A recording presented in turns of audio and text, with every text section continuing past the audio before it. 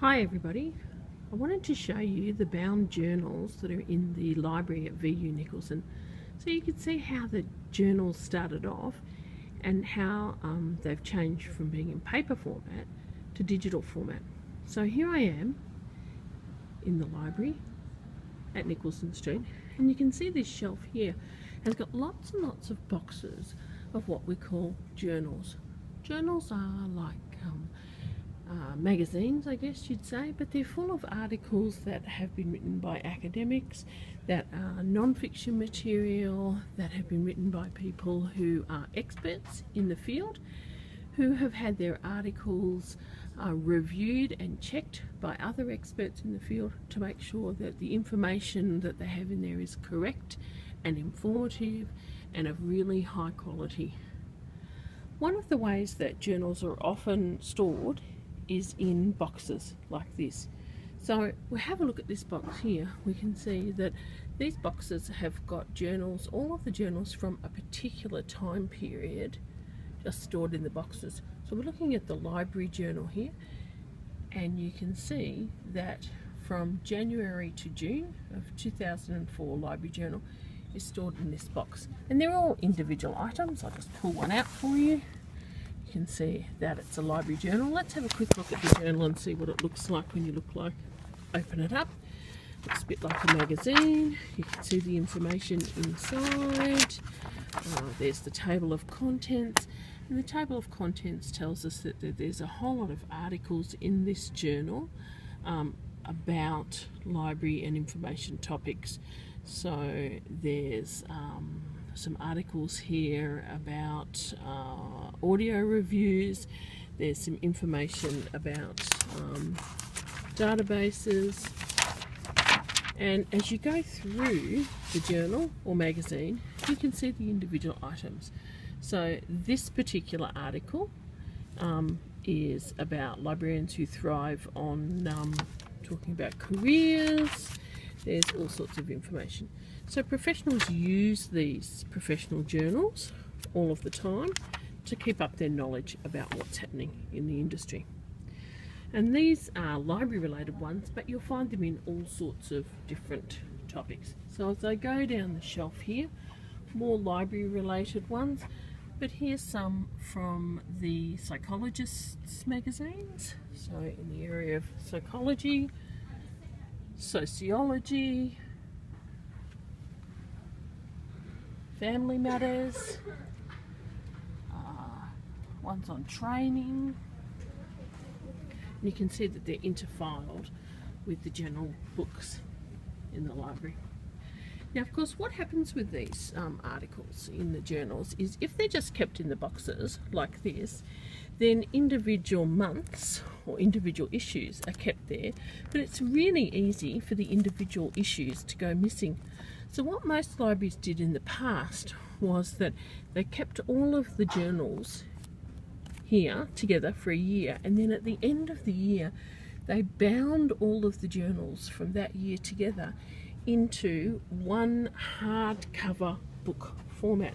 So if we have a look at these ones here, you can see that this is the National Library of Australia News for 2004, and it's been bound together in a hardback copy like this.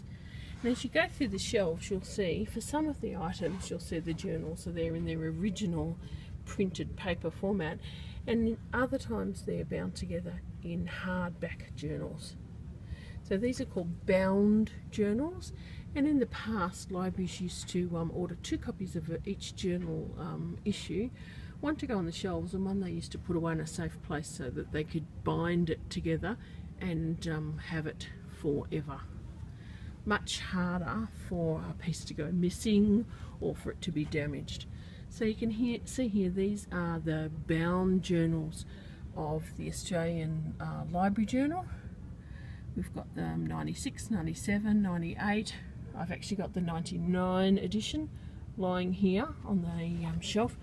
And if you have a look inside, if you flick through, you'll see that the January, the February, the March, all the way through the year, all of the editions for the year have been bound together and put inside this one hardcover volume. So when you look at the items that are in there, you can see that for each month there's a contents page, and for each particular article you'll see that it's presented with a title at the front, like this one, the author, a little bit of information about what's going to be in it. So it says here, this paper was read at the opening session of the 5th Biennial Conference, and then you can see if you flick through that the journal article goes through here, page after page after page.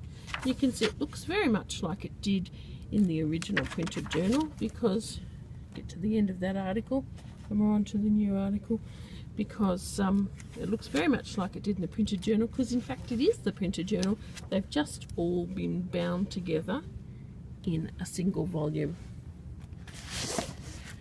The reason I'm showing you these is because if you understand how bound journals work and what they looked like in the past, you get a better idea of what they look like when the information is taken from the paper version like this and put into a digital database.